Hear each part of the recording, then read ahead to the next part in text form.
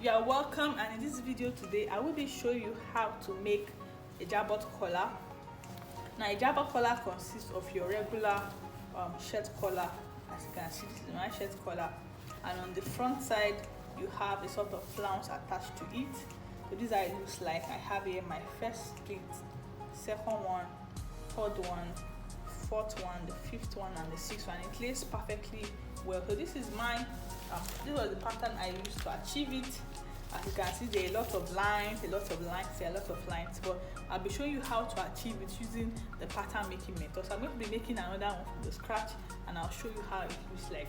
So let's get started. I have here my paper.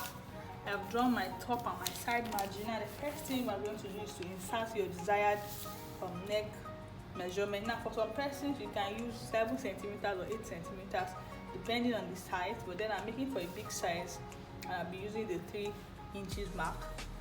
I'm just going to connect like so, the neck depth and the neck width. So I have here my neckline for the front. Now what I'm going to do next is to insert how long I want my collar to be, probably where I want it to reach. So I want it to be somewhere around, let me say 15 inches. Now this is 9. 15 inches is around maybe my waist or under bust. So I have a 9. 9 plus 5 gives me 15. 14 inches. So yeah, this will be the depth. This is my O from here to here. From O to here is my desired depth. Now on the side, now for the depth, it means that from here to the end of the collar, how long you want it to be. Now on the horizontal line here, you have to insert your desired length. Now that length means how wide do you want it to be at the upper part here, distance between here and here. I think I used about 4 inches here. So from the neck point here, I'm going to mark like let me say 4, and I'm just going to mark like so. Now what I'm going to do now is I'm going to connect from my hair here to, let me label here as B. I'm just going to use my hand. Now please, depending on how wide you want your collar to be. Now looking at this collar now, the width is from the here to here. And I think I have about almost 8 inches from the horizontal line to the widest part. This is 8, and I feel that 8 is actually too wide. So I can just make use of a guideline of about maybe 5 inches. Probably 5 inches, somewhere around here to here. Just a guideline, really, or probably 6, wherever you want it to be. If you want it to be so wide, but I think 5 inches is just fine. Now if this is my reference line, I'm just going to connect like so.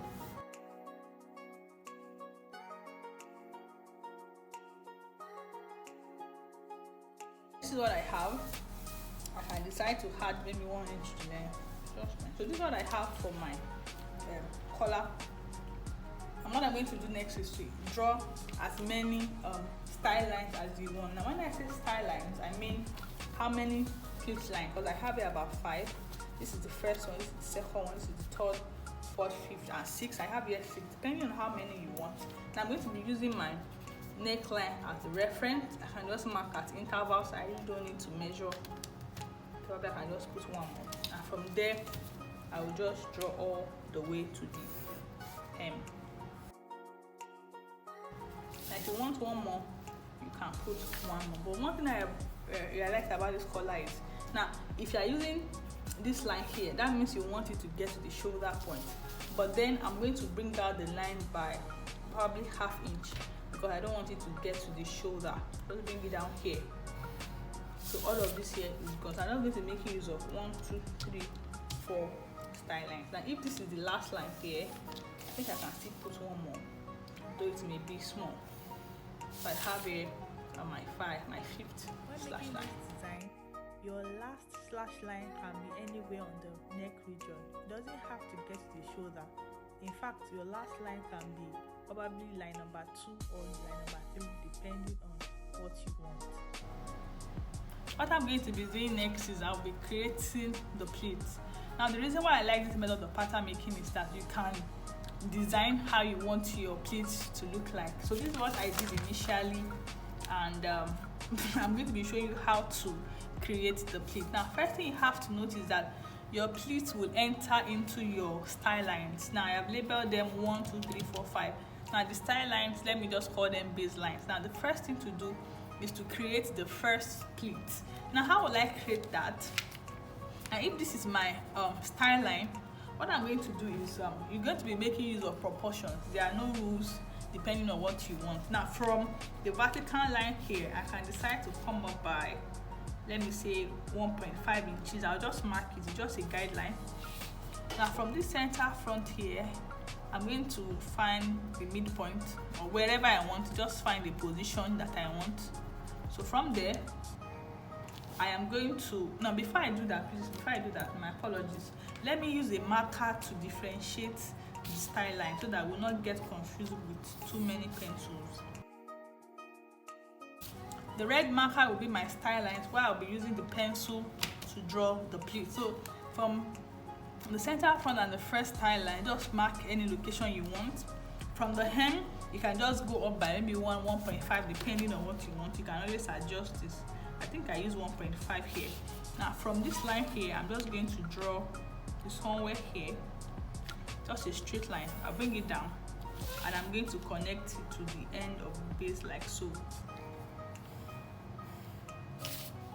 So I have here line 1 and I have here line 2. Anywhere from the center, bring it down. And what I'm going to do next is that from the junction here, I am going to take it to the second style line. I'm going to take it to the second style line. So I have here my vertical line, line 1. I have here the diagonal line as line 2.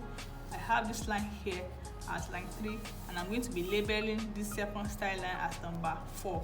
Initially it was 2, but I'm going to use it as 4. So I have here 1, 2, 3, 4. Now at this vertical style line, the initial one that was number 1, I'm going to label it as 5. It's taking on a new number now. Now I'm using all these numbers here so that we can understand what I am talking about. So the first line we're going to be tracing now. We're going to trace this out. I'm going to be making use of a tracing wheel. So the first thing we're going to trace out is going to be line. We're going to trace out line 5 to line 2 to line 1, then to the neckline. Now line 2, line 5, line 1, then to the neckline. Now that means that this is line 5 that was initially line 1, line 5 to line 2 to line 1 and to the neckline. Let me repeat. Line 5, line 2, line 1 and to the neckline. So I'm going to trace that out now. Alright, this is what we have. I have traced out line 5 to 1 neckline. I repeat, 5 to 1 to neckline, and this is what I have here. As you can see, it fits in perfectly. So this is 1/2 of the first pleat. The next line I'll be tracing now will be line 4. This line 4 here, which is the second style line. Line 4, line 3, line 1 and to the neckline. So I have line 4, line 3, line 1 and to the neckline. I repeat myself. This line 4, which is the second style line, all the way to line 3 to get to this junction. I'll trace out line 1 and I'm going to trace out the neckline from line 1 to the line 4. Now I've done that already, and this is what I have. You can see here. Now I've labeled all my lines. Line 4 here, line 3 here, line 1 here. So this is the second part of my first pleat. Now this is what I'm going to do now. This is part 1 of my pleat. This is part 2 of my pleat. But we all will realize that both of them have line 1, line 1. This is the only line they have in common. Line 1, line 1. Now that means that the 2 line 1s will be one on top of the other, like so. Then I have, when I put it here, you're going to have this. So even when you're done sewing your fabric and you ready it up like this, you're going to see the pleat. So I have here line 1 of the second part and line 1 of the first part. Now what I'm going to do is I'm going to tape it down, line 1 together with line 1 like so. Let me just remove it. This is line 1 of part A. This is part B. This is line 1 of part B and this is line 1 of part A. When I put it on top of the other, and when I want to sellotape, when I hold it this way, I'll just spread it like so. So this one, the right side of this one will face down, while the right side will face up. What I'm going to do now is just to tape down. Now after taping down, remember I still have my initial middle line, the line of joining. So what I'm going to do now is I'm going to fold on that line. You see? So I have here my piece. This is the part A. Now the right side of the part A will face down, while the right side of the part B will face up. So I have this way. This is my pleat. Right side upside. Now on my initial pattern, this is a complete pleat 1. It's going to be here. Here and here will match up, while here and the other part will match up. So I have here my first pleat on my design like so. Now you will know when you look closely, you realize that this part here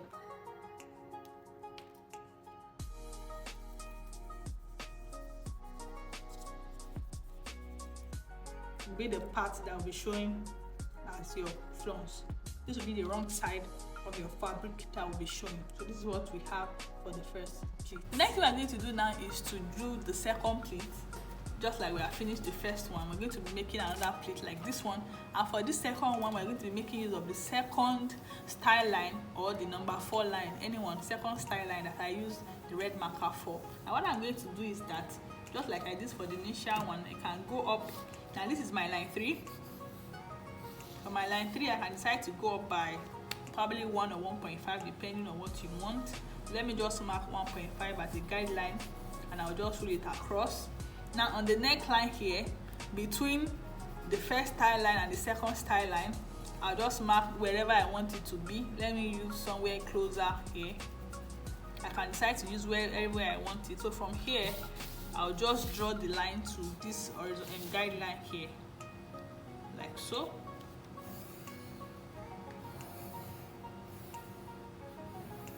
Now I think the last number I used was line 5.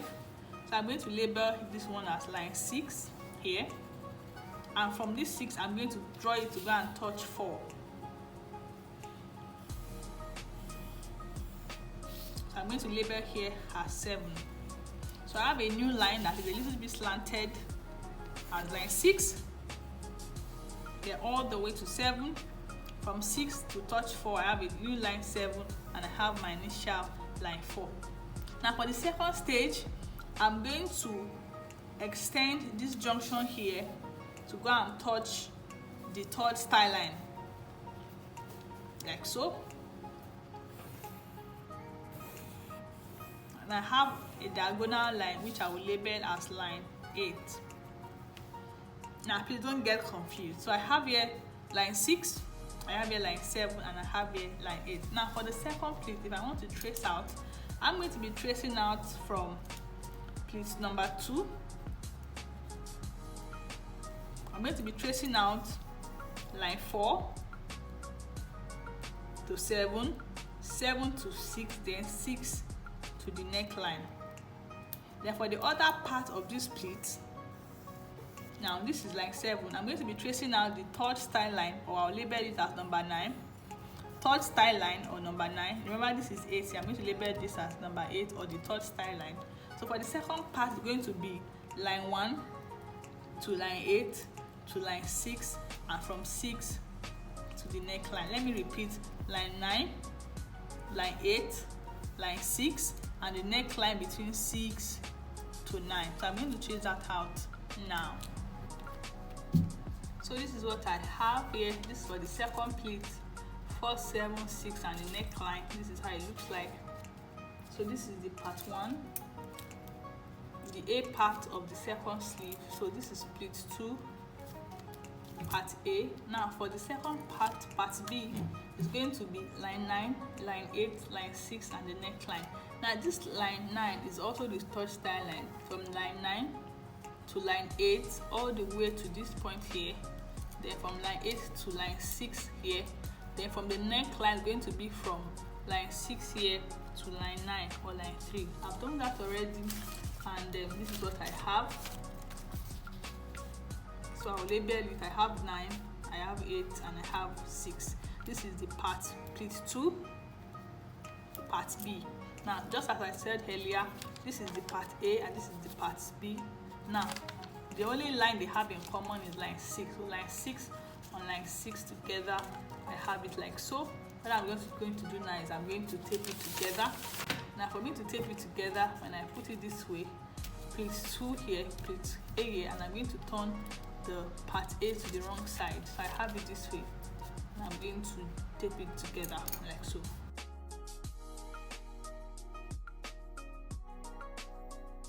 And this is what I have. This is my pleat 2.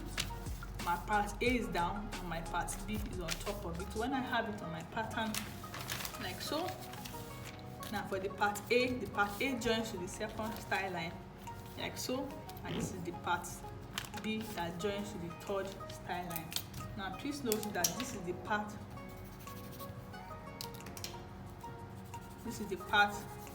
that will be showing. But remember, I have here my pleat 1, which is like this.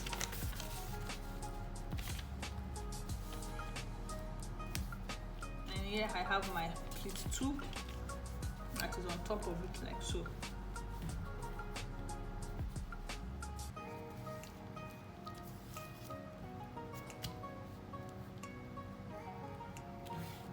Okay, you can see here I have my first pleat and my second pleat.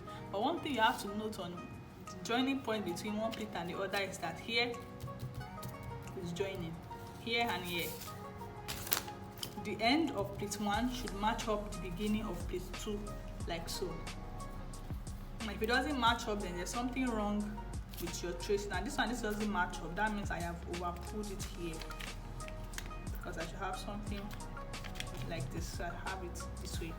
I have my pleat 1 here and my pleat 2 here. I think I'll just do probably one more and I'll show you the end result. Alright everyone, so this is what I have. This is how the pattern looks like. As you can see, I have here 4 pleats, 1, 2, 3, 4.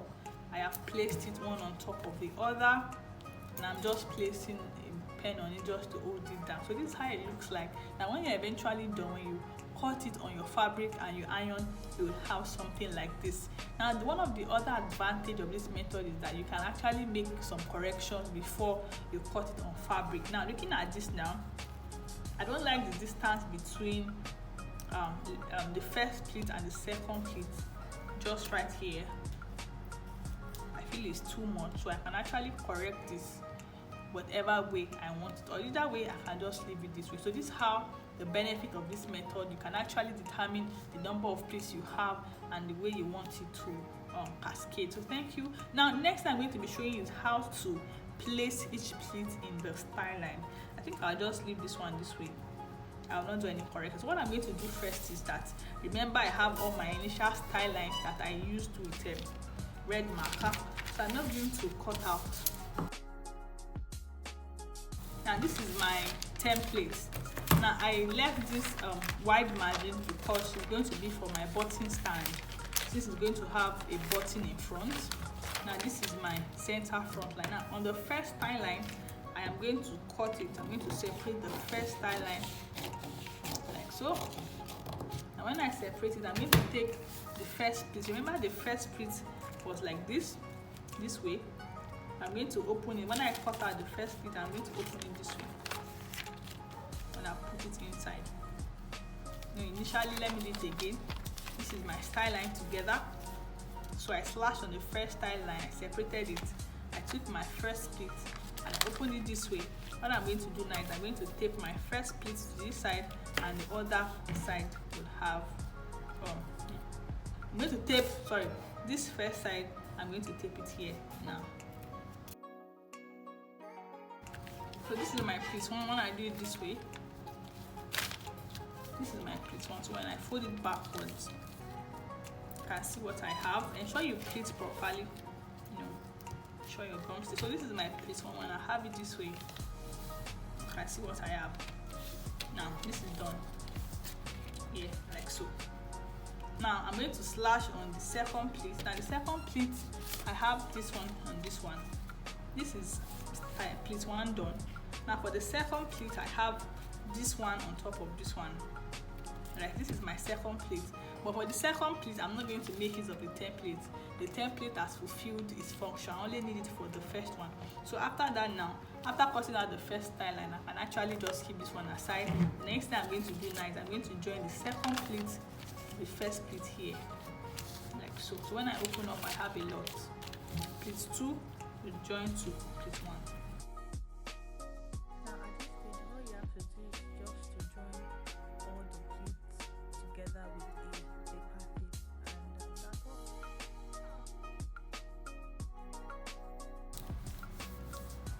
This is what I have here. I have here my plate 1, my plate 2, my plate 3, and my plate 4. Now the final function of my so-called template is just to ensure that, just to check if everything matches up. You can use this to check if everything matches up. But most importantly, you just have to check if the neckline rhymes. As you can see here, when you make all your adjustments, I have a wonderful neckline. I'm just going to notch here as my center front line, and I am done. What I have here perfectly done this way. When I spread it out, I have it this way. So the next thing I'm going to do now is just to transfer it on fabric, and I'll cut out.